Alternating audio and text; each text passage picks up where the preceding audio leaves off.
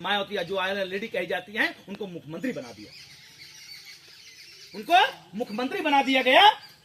चार बार मुख्यमंत्री के बनने के बाद हमारे बहुजन समाज को ऐसा नेता मिल गया था, जब समय अंतराल आने के बाद में उसी बीच में ओबीसी समाज के हमारे जो मुलायम सिंह यादव थे, माने और काशीराम साहब, उनको समाज में उतारा था कि आप भी अपने समाज को मोटिवेशन करने के लिए, पूरे बहुजन समाज को मोटिवेशन करने के लिए आप भी उतर जाए समाज में काम करने के लिए। हो सकता है आप भी कुछ राजनेता बन करके कोई एससी समाज का हो, कोई ओबीसी समाज का हो, ताकि पूरे बहुजन समाज की देखरेख करेगा। उस जमाने में माने और काशीराम साहब कह रहे थे, मिले मुलायम काशीराम हवा मुड़ गए जय सिया राम। क्या कहते थे? मिले मुलायम काशीराम हवा मुड़ गए जय सिया राम। मगर अभी उड़ रहे हैं क्या कोई? अभी तो उनको पकड़ के रखे हुए हैं। ये हालात हमारे बीच में है। माने और काशीराम साहब इतने संघर्षों के बाद हमें जीवन दिया। हमारे बहुजन समाज को ये संविधान को पता नहीं था, हमारे पूरे बहुजन समाज को उन्होंने संविधान को जता दिया, पूरे बहुजन समाज को बता दिया कि संविधान हमारे बाबा साहब ने हमारे बीच में दे के चले गए हैं, हक अधिकारों को दे के चले गए हैं। हम आप सो रहे थे और आज भी सो रहे हैं, क्योंकि जब 14 अप्रैल आता है कि उसी टाइम जागते हैं, उसके बाद फिर सो जाता है हमारा बहुजन समाज। 14 अप्रैल जब आता है तब ही जय भीम करते हैं, उसके बाद सोने लगते हैं और कोई पता नहीं कब हमारे घरों में हमारी बहनों के साथ में, हमारे भाइयों के साथ अत्याचार करके चला जाता है, हमारी जमीनों को हड़प के चला जाता है, हमारे हक अधिकारों को छीन के चला जाता है। कोई पता नहीं, हम सो रहे हैं। अब आती है, जैसे ही लोग कहते हैं कि हमारी सरकार आ जाए। सरकार क्या फ्री में आ जाएगी भैया? सरकार फ्री में आ जाएगी? जितने अभी हमारे शेखुपुर के या और भी ग्राम सभा के साथी हैं, सरकार को लाने के लिए हमें आपको रोड पर उतर करके संघर्ष करना पड़ेगा। तब जाकर के हमारे बहुजन समाज की कोई भी नेता आएगा, तभी मुख्यमंत्री या प्रधानमंत्री बन पाएगा। जब हम आप पूरा बहुजन समाज, पूरी 85 समाज की जब एक रहेंगे, तब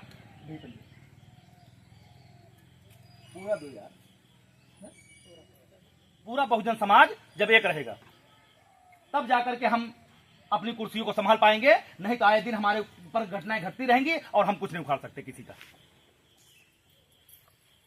माननीय काशीराम साहब बताया करते थे, ये 100% है, पूरा 85% ये समाज हो गया। कितना हुआ भैया? 85%। 15 ये हुआ, तो 15 ज्यादा होता है 85 ज्यादा होता है ना, तो 85 15 के ऊपर भारी होना चाहिए, 15 85 के ऊपर भारी होना चाहिए भैया। 85 15 के ऊपर भारी होना चाहिए ना, मगर 15 85 के ऊपर भारी है। इस तरह से उन्होंने बताया था कि हमारे लोग कैसे चल रहे हैं समाज में। जब सुबह होती है तो हमारे लोगों को गुलाम बना करके, सुबह जब होती है इस तरह से बैठ जाते हैं हमारे ऊपर। किसी भी प्रक्रिया में जब बैठ जाते हैं तो रातों दिन जिंदगी भर हमको चलाते रहते हैं, और शाम को होते ही इस तरह से बंद कर देते हैं। बंद हो गए नहीं भैया? हमारी आपकी नेत्र, हमारी आपकी जीवनी, हमारे आपके महापुरुषों की जीवन, सबको बंद कर दिया। हमें आपको गुलाम, मानसिक गुलाम बना दिया गया कि आप 85 हैं। 85 नहीं, आप 85 जगह पर हैं। आपको 6643 जातियों में बांटा गया है, विभाजन कर दिया गया है, और हम आप अपनी जातियों को लेकर घूम रहे हैं, अपनी जातियों को लेकर घूम रहे हैं। ये 85 है, 100% है, जो हमारे माननीय काशीराम साहब हमें कलम की ताकत बता के चले गए। और हम कलम की ताकत न लेकर के हम दुर्गा भवानी को ताकत मान के चलते हैं, अपने तकदीरों को मान चलते हैं कि भविष्य में आएगा तो हो सकता है कुछ हो जाए। अपने कर्मों को नहीं करते हैं। कर्मों करते हैं भैया? अपने कर्मों को करते नहीं है, भाग्य और भगवान के ऊपर भरोसा करते हैं। जैसे ही समय बीतता है, बीजेपी की सरकार बनी थी, इस हमारे आपके लोकसभा में जब प्रधानमंत्री बने थे नरेंद्र दास मोदी जी, उसी 2014 में हमारे बड़े भाई चंद्रशेखर आजाद भीम आर्मी की स्थापना की थी। एक संगठन भीम आर्मी भारत एकता मिशन की ताकत आप लोग जानते हैं। कितने लोगों ने बड़े भाई चंद्रशेखर आजाद की नाम को सुना हुआ है? उनके संघर्षों को सुना हुआ है ना? अभी लोग नहीं जानते हैं तो उनको संघर्षों के हम बता देते हैं क्या उन्होंने किया क्या है। उनको जीवन को क्या बताएं। जिस तरह से हमारी बहन जी, जिस तरह से माननीय काशीराम साहब अपने अपने जमाने में जो संघर्ष किया उन्होंने, क्योंकि बाबा साहब हमारे जितने भी हमारे संत गुरु महापुरुष है पूरे बहुजन समाज में, साइकिल चलाकर पैदल चल करके भूखे रह करके हमें जीवन दान दे दिया। आज हमारे भाई मोटरसाइकिल से, साइकिल से, 4 व्हीलर से चलकर पूरे बहुजनों की आवाज उठाने का काम कर रहे हैं। वो है हमारे बड़े भाई चंद्रशेखर आजाद। जेल में जाने के बाद में उनके साथ में घटना होती है, उनके बालों को उखाड़ लिया जाता है, उनकी शरीरों की चमड़ियों को उखाड़ लिया जाता है, उनकी रीढ़ की हड्डियों में 7 mm की गैप कर दिया जाता है। आज संघर्ष करते करते रोड पर वो 14 mm पहुंच चुका है। फिर भी व्यक्ति सांसद में बैठ करके पूरे बहुजन समाज के व्यक्तियों के बीच में रह करके पूरे रोड पर चल करके आज सांसद भवन में दहाड़ रहा है, वो हमारी आपकी आवाज को लेकर के। मगर हम अपनी आवाज को बुलंदी रखने के लिए हम उसका सपोर्ट नहीं करते हैं। जो हमारी बहन जी कभी कर रही थी, उसी तरह आज हमारे चंद्रशेखर भाई कर रहे हैं। मुलायम जो हमारे पूर्वज थे, मुलायम सिंह यादव, वही बात कर रहे थे जो उस जमाने में किया करते थे, जो माननीय काशीराम साहब किया करते थे। वो आवाज बनकर हमारे बहुजन समाज में उभरे थे। आज हमारे लोग मिटते चले जा रहे हैं, मनवादियों के चक्कर में गुलाम बनते चले जा रहे हैं और हम कुछ उखाड़ नहीं पा रहे हैं किसी का।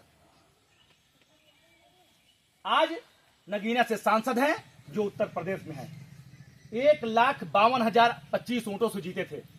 पूरी ताकत के साथ उनको हराने का काम सभी पार्टियों के लोग कर रहे थे कि ये व्यक्ति हार जाए, मगर हारने वाला कहां है। जब हम संघर्ष करेंगे तो हम जीतेंगे भी बाबू जी, जब संघर्ष करेंगे तभी जीतेंगे। और संघर्ष अगर घर में करेंगे तो कभी जीतने वाले नहीं है, कभी कुछ भी नहीं कर पाएंगे हम।